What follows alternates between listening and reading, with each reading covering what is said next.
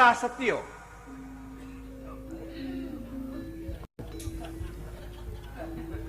Piye? Lah iya. Gelem to tak dhawuhke karo Prasetyo. Lah iya aku rak wis dadi wong tuamu. Lah kowe bakal tak dhawuhke karo Prasetyo. Prasetyo seneng apa ora? Oke. Dadi kowe ya seneng karo Prasetyo. Pak, tresno tenan. Pak, kowe oke. Kowe kene Pak iki ana sing bebayani Pak. Kene Pak cedhak kene Pak. Kene. Warok Jagaraga, inggih Kanjeng. Kowe wis krungu dhewe. Menawa Sekarniti kuwi saiki wis tak pundhut putra. Arening Sekarniti kuwi saiki wis resmi dadi putraku. Saiki putraku bakal tak dhawuhke karo anakmu Prasetyo. Oke.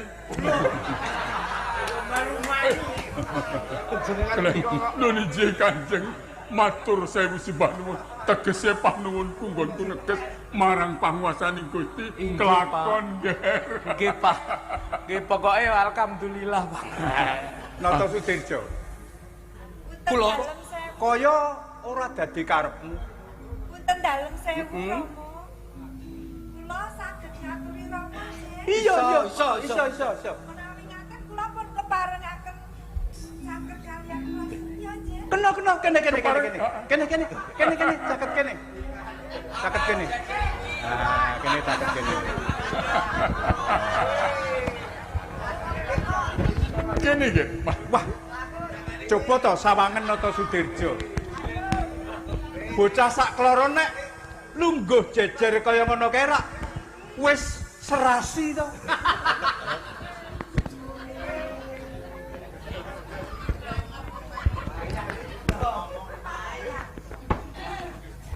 Loh, Nata Sudirjo.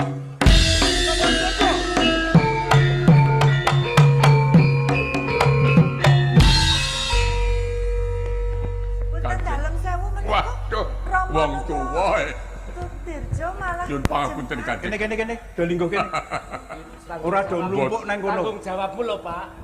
Mboten perlu was lan sumelang. Ya. Menika kula mangertos saestu. Kogel manahipun Kinata Sudirjo Bupati Mojagung. Ya, aku ngerti. Panjenengan sawu ngajeng sampun ngendika. Paring kelenggan jejering senopati dhateng. Ya. Nanging kula nyuwun pangandika sepisan malih kula keparenga madeg dados senopatining Kadipaten Mediun ingkang badhe sabelo ngantos dumugi pundi kemawon kangge kerta raharjaning Kadipaten Madiun Kanjeng. Ya. Pramila ingkang saking menika kamurkanipun Nata Sudirjo kepareng lilah dalem Kanjeng. Ya, tunggu kono. Nek iso direk-rek ya.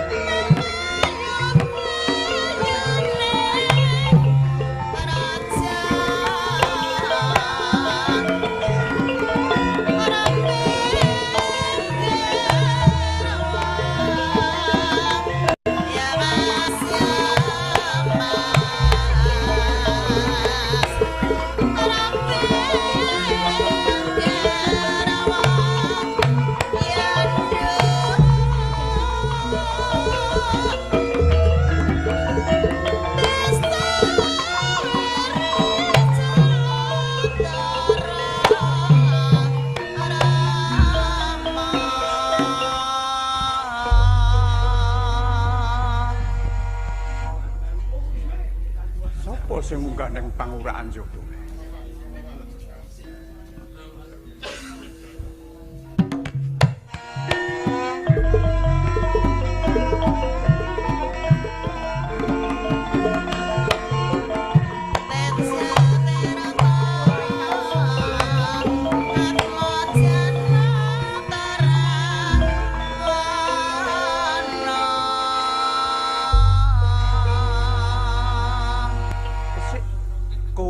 sapa? Bocah wadon wani mlebu ning Kadipaten Madiun kene. Punten dalem sewu. Menapa panjenengan supe dateng kula? Sik to kok supe. Aku kira durung tau ketemu karo kowe. Kowe kuwi sapa? Kula menika rayi dalem Adisara. Garwa ampeanipun Kanjeng Panembahan Senopati wonten ing Mataram. Oh. Punten dalem sewu ngaturaken sungkeming pangabekti kula kunjuk. Ya, tak tampa. Kowe matur menawa kowe saka Mataram. Inggih.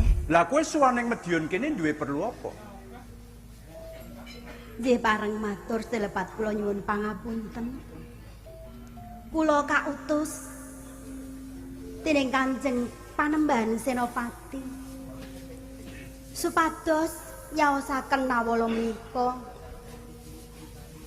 minangka pertanda panungkulipun Mataram dumateng Madiun. Piye? Panembahan Senopati nungkul ning Madiun. Kasinggihan Mara coba kene, layange tak tampan. menika ingkang kaping sepisan.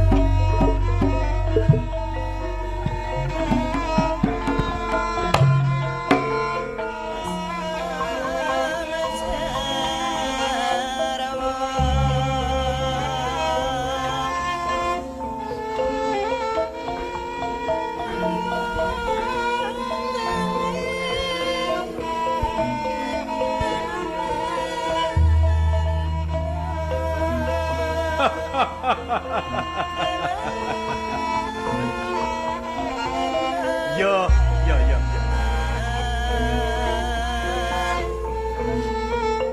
Layang ngandhakake menawa Panembahan Senopati kepengin nyawiji ana ing Madiun kene lan ngakoni yen aku minangka jejering panguwasa ana ing Rat Tanah Jawa. Lah iki kok kuwi nggawa kembang taman barang iki kanggo apa? Kula lajengaken anggen kula matur. Ya, Panembahan.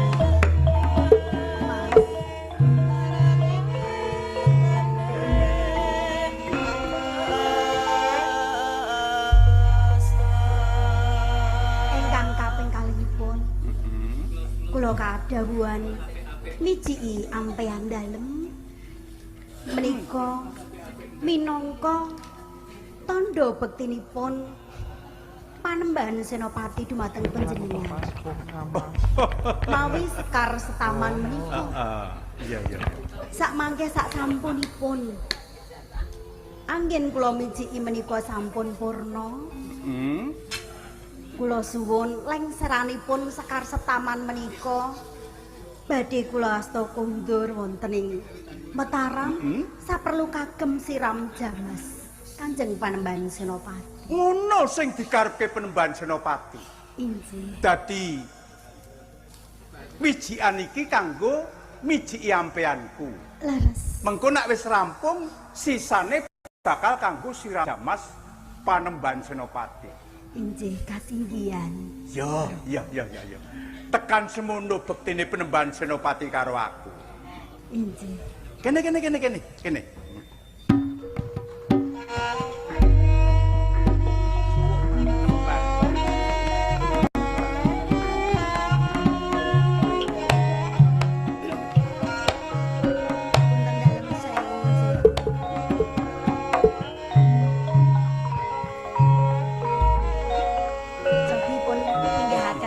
Ya. Ini.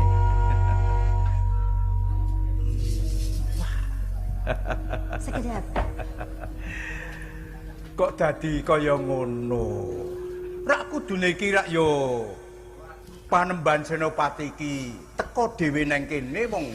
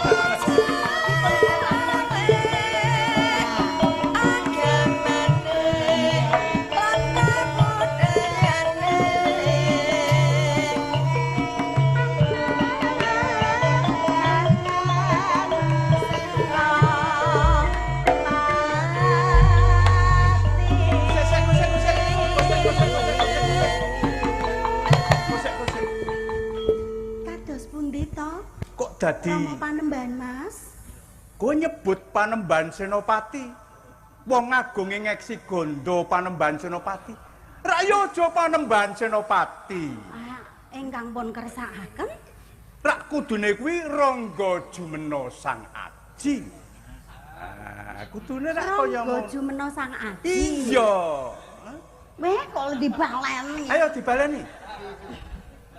Nggih mboten sak dibaleni. Ya. Rangga Jumena Sang Aji. Rangga Jumena Sang Sobi, Aji. kados menapa? Rangga Jumena Sang Aji. Ngaten niku. Iya. Atus pundi niki, Pak?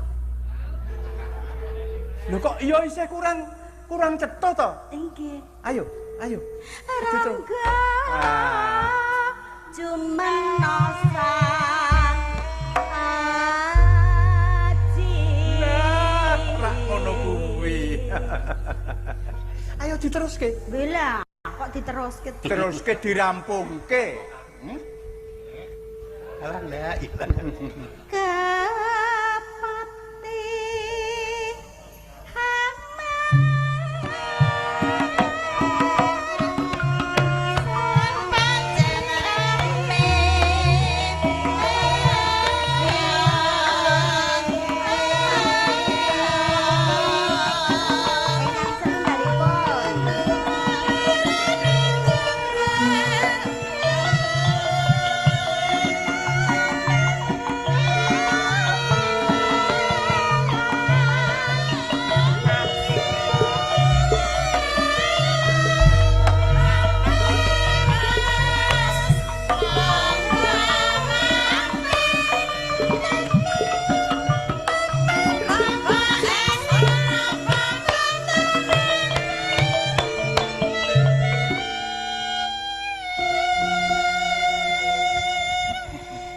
Wes andak masuk angin.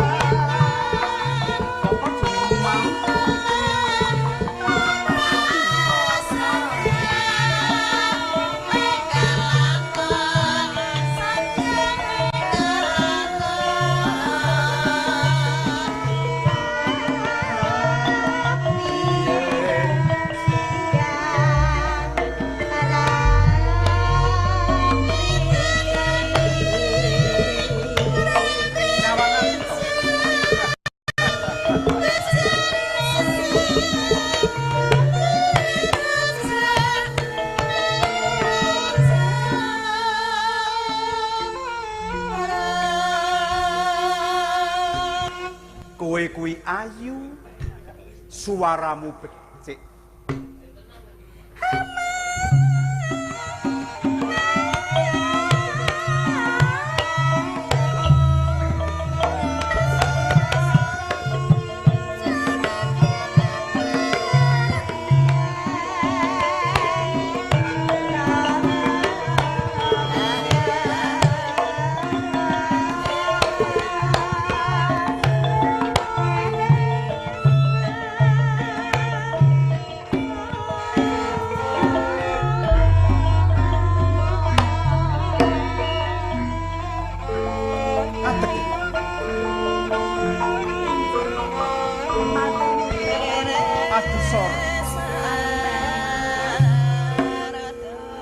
Aku tak ngendika karo kowe. Injih, semonipun. Nanggap. Reneng kowe kuwi utusane Panembahan Senopati.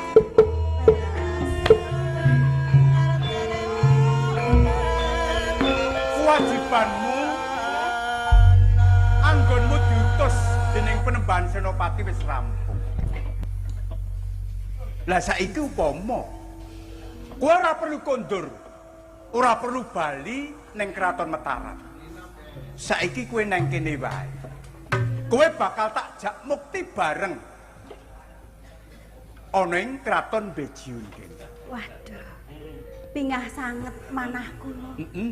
Nanging Kula iso kleru. anggenipun kula Sing tak eling-eling cekel. Menapa menika? Heeh, nindakake kewajiban. Nindakaken jejiban dereng rampung. Wis rampung ngono kok. Inggih namung menika lengsaranipun Sekar Setaman menika rak kedah kula konduraken wonten Mataram. Oh, minangka Saperlu kanggo kagem- bukti. Inggih, kagem siram jamas Kanjeng Panembahan Senopati. Lho, iki sak sampunipun kula aturaken Sekar menika wonten Mataram, mangke kula wangsul malih wonten ing Medion. Dadi sing mentas wae kanggo mijiki ampeanku iki bakal diagem siram jamas Panembahan Senopati. Kasinggihan. Mbok ora usah bali wae piye to? Menawi kula lak inggih kedah matur Kanjeng Panembahan Senopati langkung rumiyin. Oh, iya. Kula nyuwun izin langkung rumiyin, Iya, nyuwun iya. dipalilah mangke dipun keperangaken menapa mboten menawi pun keperangaken kula sowan mriki mawon. Nek pancen kaya ngono karti, tak parengake. Nek mengko nek wis rampung kowe ndang bali ning papan. Kula yakin sowan mriki Bareng karo